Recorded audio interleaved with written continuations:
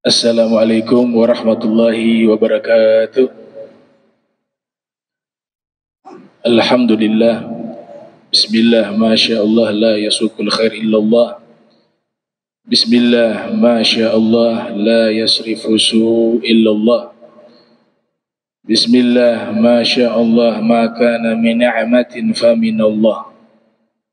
Bismillah, masya Allah, la hawla wa la quwwata illa billah.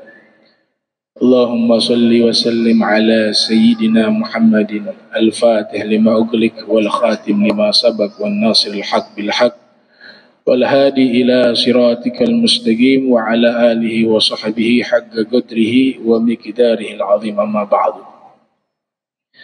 Al-mukarram wa nakhuthu bi dhikri al-asatiza wa syuyukh, khususan Al-Ustadz Munir wal Ustadz Al-Mukarram Hidayatus Salam wal Ustadz Jamal wa jami'ul as-suyukh wal hadirin wal hadirat, mata'ana Allah Ta'ala bituli hayatihim wa umrihim wa nafa'ana bihim wa amaddadahum bi asrarihim wa a'adahum min barakatihim fid darain, amin ya rabbal alamin. Wa jamil hadirin wal hadirat, muslimin wal muslimat rahimakumullah. Al-Imam Al-Ghazali di dalam kitab mahakaryanya Ihya Ulumuddin, di kitab tersebut Hujjatul Islam Abu Hamid Al-Ghazali yang dilahirkan tahun 450 Hijriah, wafat 505 Hijriah, beliau membagi puasa menjadi 3. Dan saya rasa ini sudah sering disampaikan oleh para duat, oleh para khutbah, yaitu beliau mengatakan ada puasa namanya Siyamul Awam, Siyamul Khawas, Siyamul Khawasil Khawas. Pada puasanya orang awam, ada puasanya orang khusus, ada puasanya orang khusus di kalangan orang khusus.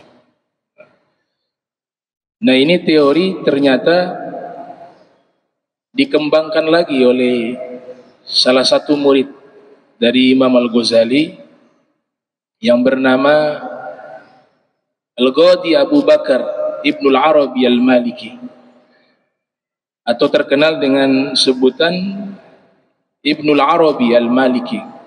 Ini berbeda dengan Ibnul Arabi ulama tokoh sufi, ya, Syekhul Akbar wa Kibritul Ahmar. Itu berbeda.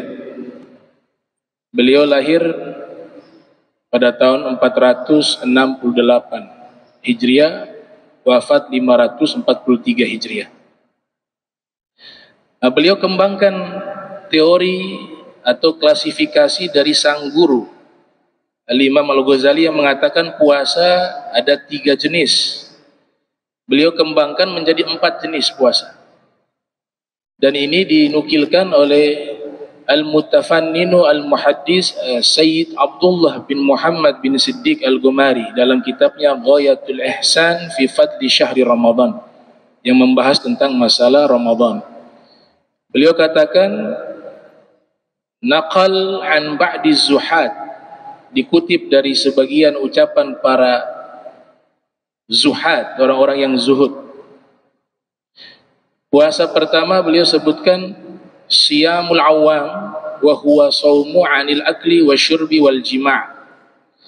Puasa orang awam adalah tidak makan, tidak minum, dan tidak berhubungan biologis dengan istrinya di saat berpuasa. Itu disebut puasa awam. Atau nama lainnya Siyamus Syariah, puasa syariat. Atau nama lainnya Siyamul Islam, puasa Islam. Hanya sebatas hukum fikih di dalam pelaksanaan puasanya. Dan ini juga alhamdulillah sudah baik kalau kita ke taraf tersebut. Yang tidak baik tidak puasa. Yang ini sudah puasa alhamdulillah. Tapi kita harus naik ke level kedua, yaitu siyamul khawasil awam, puasa orang khusus di kalangan orang awam. Wa huwa hadza ma'ajtinabil muharramati min qaulin aw fi'lin. Puasa khusus di kalangan orang awam ini, selain tidak makan, tidak minum, tidak berhubungan biologis dengan istrinya di saat berpuasa, dia tambah lagi levelnya. Semua maksiat dia tinggalkan, baik dari maksiat bil lisan atau bil fi'l, dengan lisan ataupun perbuatan. Naik lagi ke level 3, disebut dengan siyamul khawas, puasa orang-orang khusus. Selain tidak makan, tidak minum, dan tidak bermaksiat, dia tingkatkan lagi, yaitu wa huwa shaumu an ghairi dzikrillah wa ibadatih. Ketika sedang berpuasa, dia sibukkan dengan menyebut nama Allah, mengingat Allah, membaca kalamullah. Dia sibuk dengan zikir, dia sibuk dengan ibadah sepanjang dia berpuasa. Nah, ini level yang ketiga. Level yang keempat disebut tadi, kalau level kedua siyamul tariqah, puasa tarekat, atau siyamul iman. Level ketiga disebut siyamul hakikah atau hakikat, atau disebut siyamul ihsan. Level keempat ini yang puncak tertinggi, yaitu siyamul khawasil khawas, puasa orang khusus di kalangan orang khusus.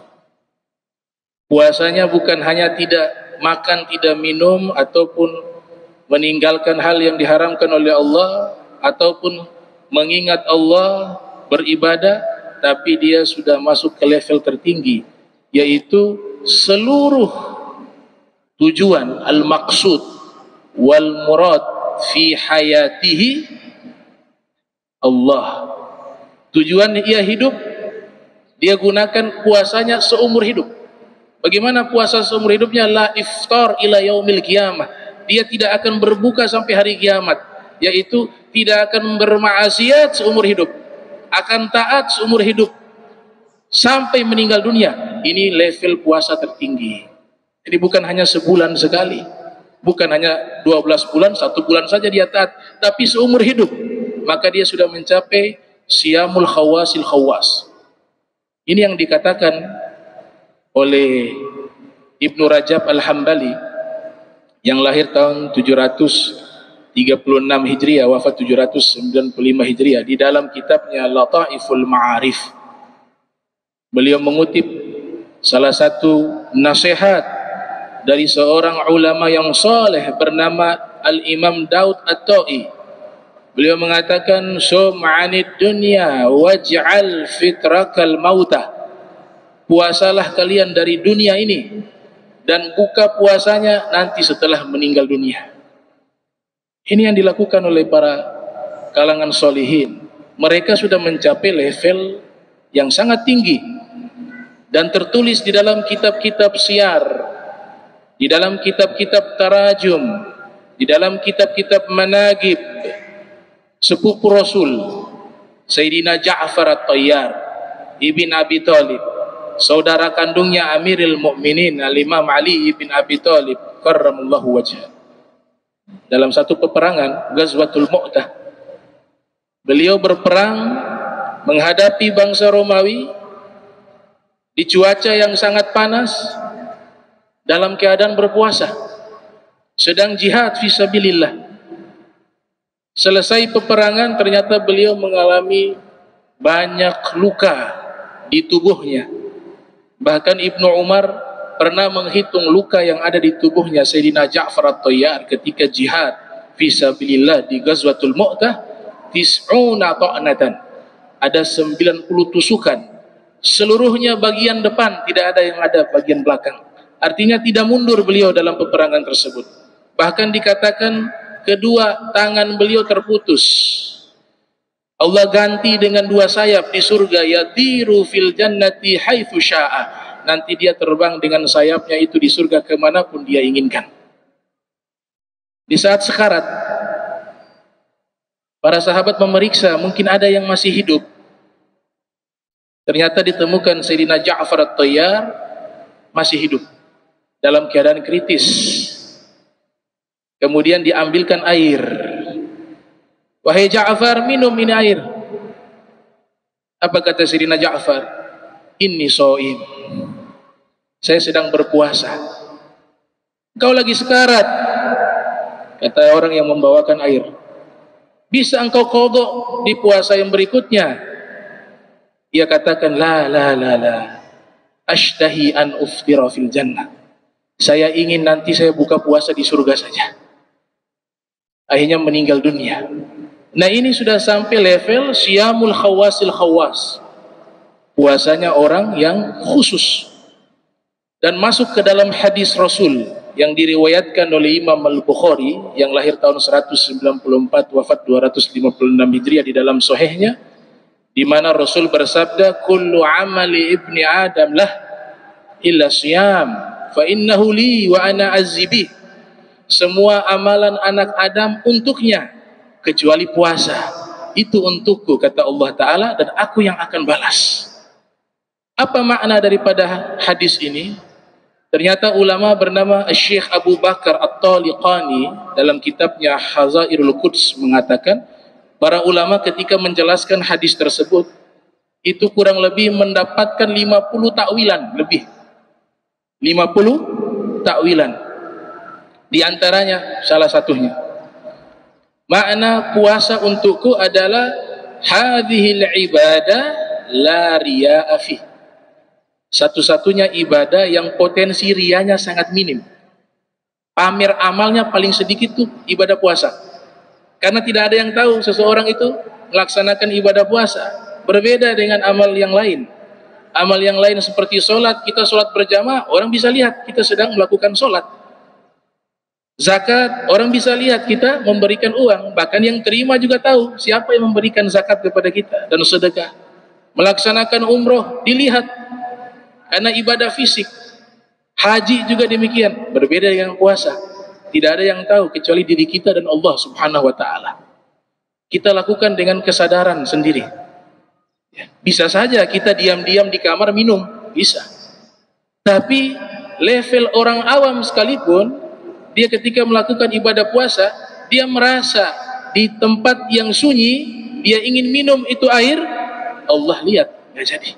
Itu luar biasa. Pendidikan puasa yang paling tertinggi muraqabah, melahirkan di dalam diri kita merasa selalu diawasi Allah Subhanahu wa ta'ala. Innahu sami'ul basir. Dia maha mendengar, dia maha melihat. Jadi tidak ada riya ibadah puasa. Makanya Allah katakan asyamuli, puasa untukku. Nah, kecuali diceritakan saya tadi puasa. Nah, itu dia bukan dengan amal, dia ceritakan jadi riya. Saya sedang puasa sunnah. Bahkan diceritakan di dalam beberapa kitab, dulu ada orang soleh di Kufah, ahli ibadah. Sampai di Kufah itu kenal dia sebagai seorang ahli sujud. Dimanapun masjid, di situ dia pasti sholat. 5 waktu berjamaah, sholat sunnahnya juga luar biasa. Tiba-tiba setan mulai bermain di situ. Setan bisikkan, kau luar biasa, kau ahli ibadah. Sampai satu ketika ada orang memuji, sekelompok sahabat-sahabatnya memuji dirinya, itu fulan luar biasa, ibadahnya luar biasa, sholatnya luar biasa. Kemudian terdengar, di saat dia sholat terdengar tuh pujian. Habis salam dia katakan apa? Selain saya sholat, ketahuilah, saya sholat itu saya dalam keadaan berpuasa. Jatuh riya, gugur seluruh amalan. Puasanya, potensi riyanya tidak ada. Tapi ketika tahadduts, dia ceritakan saya berpuasa, di situ jadi riya. Makna kedua, asyamuli, puasa untukku, mushtarak fi sifati Rabb. Allah katakan puasa untukku karena puasa itu masuk ke dalam sifatnya Allah. Allah la ya'kul wa la yashrab. Allah tidak makan, Allah tidak minum. Orang yang berpuasa tidak makan, tidak minum. Dia mengikuti sifat Allah, tidak makan dan tidak minum. Maka Allah katakan puasa itu untukku. Makna ketiga, puasa untukku disebutkan oleh para ulama, yaitu mudha'afatul hasanat, dilipat gandakan pahala. Makanya Allah Ta'ala katakan puasa untukku itu khusus, yang sangat mulia ibadah. Ulama mengatakan sholat 5 waktu lebih mulia dari puasa bulan suci Ramadan, ya. Ibadah sholat itu kesepakatan ulama, ibadah sholat 5 waktu afdal minas siyam fi syahri Ramadan, lebih afdal dari puasa di bulan suci Ramadan. Tapi level keduanya puasa. Saking besar pahalanya, Allah katakan puasa untukku. Padahal semua ibadah untuk Allah. Kita sholat juga untuk Allah. Tapi kenapa yang disebut secara khusus puasa untukku? Karena pahalanya tidak ada batasan. Kalau ibadah yang lain ada batasan. Disebutkan melakukan amal ibadah ini 10 kali lipat pahalanya, sampai 700 kali lipat. Tapi kalau puasa la tahdid, gak ada batasan di situ. Kenapa tidak ada batasan? Disebutkan di surat Az-Zumar ayat 10, innama yuwaffa as-sabirun ajrahum bighairi hisab. Dalam Al-Quran disebutkan diberikan ganjaran pahala kepada orang-orang yang bersabar tanpa ada perhitungan, bighairi hisab. Kata as-sabirun diartikan oleh para mufassirun as-shaimun, orang yang berpuasa. Kenapa orang berpuasa disebut orang yang bersabar? Li'anna shaima yasbiru nafsahu 'anil mufattirat min tulu'il fajri shadiq ila ghurubi syams. Karena orang berpuasa itu pasti sabar. Dia sabar menahan dirinya, tidak makan, tidak minum, atau melakukan hal yang membatalkan puasa, mulai dari terbitnya fajar shadiq sampai nanti tenggelamnya matahari. Maka masuk ke dalam ayat tersebut, innama yuwaffa as-sabirun ajrahum bighairi hisab. Allah berikan pahala kepada orang yang bersabar tanpa ada perhitungan. Makna yang keempat, al-ma'na ar-rabi, puasa untukku artinya adalah bahwa puasa sebagai ibadah yang sangat dimuliakan Allah. Jadi makna untukku dimuliakan litasyrif wa ta'zim. Sebagaimana masjid kita sebutkan, al-masjid baitullah, masjid rumahnya Allah. Al-Ka'bah baitullah, Ka'bah rumahnya Allah. Wal haqiqah al-buyut kulluha lillah. Padahal secara hakikat semua rumah yang ada di alam semesta ini miliknya Allah.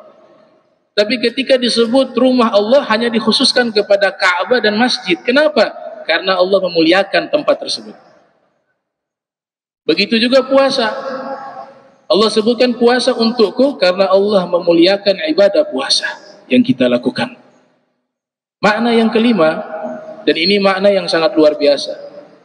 Kalau kita sering mendengar di Mesir, hidup di zaman kita salah satu tokoh ulama ahli tafsir dunia bernama Syekh Mutawalli Asy-Sya'rawi. Dalam tafsirnya Al-Khawatir, faqal mufassirin fi zamanih, beliau mengungguli ulama tafsir di zamannya. Pernah ada yang bertanya kepada beliau tentang arti daripada hadis puasa untukku. Allah nyatakan puasa untukku. Apa makna daripada hadis tersebut? Beliau mengatakan semua ibadah sudah dimanipulasi oleh makhluk untuk makhluk. Semua ibadah dimanipulasi oleh makhluk untuk makhluk. Di dalam sholat kita ada 3 posisi. Ada al-ghaim, berdiri. Ada ar-raqi', ruku. Ada as-sujud, sujud. Ini sudah digunakan menyembah makhluk. Orang-orang Yahudi, mereka ibadahnya di depan tembok atau dinding ratapan. Itu dalam posisi berdiri. Dan dalam sholat juga posisi berdiri. Sudah dimanipulasi untuk menyembah kepada selain Allah. Ruku begitu juga. Mereka ruku ke patung-patung, ke dewa-dewa. Sujud juga demikian. Mereka sujud ke patung-patung berhala. Sudah digunakan untuk menyembah makhluk. Begitu juga apa? Zakat. Dihadiahkan zakat, dikeluarkan zakat, itu pemberian harta. Kepada siapa? Kepada patung berhala. Kepada siapa? Para rahib yang dianggap sebagai orang-orang suci. Diberikan kepada mereka berupa harta. Itu sama dengan zakat. Sudah dimanipulasi untuk digunakan penyembahan kepada selain Allah. Begitu juga ibadah umrah, ibadah haji, tawaf. Orang-orang musyrik juga tawaf. Dr. Said Ramdan Al-Buti mengatakan, mereka orang musyrik tawaf di Ka'bah juga. Di situ ada 300 lebih patung berhala. Tawafnya kepada patung berhala. Ada dalam ibadah haji, ada dalam ibadah umrah, tawaf tersebut. Dimanipulasi untuk menyembah kepada selain Allah. Tapi kalau puasa tidak ada sejarah yang menyatakan puasa untuk dewa, tidak ada. Puasa untuk patung tidak, puasa untuk manusia tidak. Tapi puasa semua agama ketika melakukan puasa, mereka punya tauhidnya muncul, yaitu puasanya hanya kepada Allah. Nah, sehingga dikatakan asyamuli, puasa untukku. Kullu amali ibni Adam lahu illa siyam fa innahu li wa ana azbi. Bismillahirrahmanirrahim. Alhamdulillahirabbil alamin. Allahumma salli wa sallim ala sayyidina Muhammadin wa ala ali sayyidina Muhammad. Allahumma jam'ana hadza jam'a marhuma wa tafarraqna min ba'di tafarruqan ma'zuma wa la taj'al minna wa la minna syakila mahruma. Subhanaka bihamdika asyhadu an la ilaha illa anta astaghfiruka wa atubu ilaik. Wa sallallahu ala sayyidina Muhammadin wa ala alihi wa sahbihi wa baraka wasallam. Walakum bikum wassalamualaikum warahmatullahi wabarakatuh.